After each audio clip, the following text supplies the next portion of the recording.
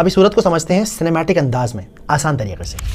तो देखिए, सबसे पहले ये समझना बहुत ज़रूरी है कि इस पूरी सूरत में अल्लाह सुब्हानहू तआला कुरैश से बात नहीं कर रहे हैं, बल्कि कुरैश की बात कर रहे हैं, यानी कि थर्ड पर्सन में बात हो रही है, जो कि अपने आप में एक बहुत बड़ा इशारा है किसी से खफा होने का, नाराज़ होने का। जैसे अक्सर होता है ना, हम किसी से नाराज़ होते हैं तो हम कैसे बात करते हैं, हम किसी और से कहते हैं कि इससे कह दो कि मेरे सामने ना आया करे, मुझे इससे बात करना पसंद नहीं। तो ये थर्ड पर्सन में बात करना होता है। इसी तरह अल्लाह सुब्हानहू तआला इस पूरी सूरत में थर्ड पर्सन में बात कर रहे हैं।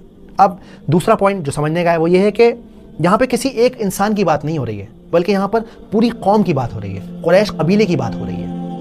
अब क्योंकि पहली और दूसरी आयतें एक दूसरे के साथ बहुत ज़्यादा कनेक्टेड हैं, तो उन्हें एक साथ समझते हैं। लिईलाफी कुरैश ईलाफिहिम रिहलतश्शिताई वस्सैफ, यानी कुरैश बहुत ज़्यादा मानूस हो गए, कंफर्टेबल हो गए, फेमिलियर हो गए सर्दी और गर्मी के सफ़र से।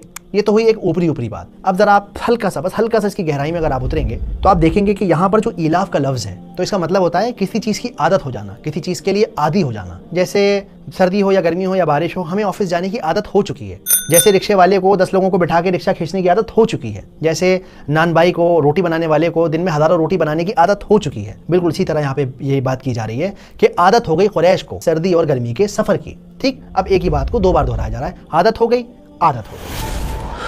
अब्दुल मेरे भाई, किस कदर सर्दी है, मगर इन सफरों का अपना ही मजा है।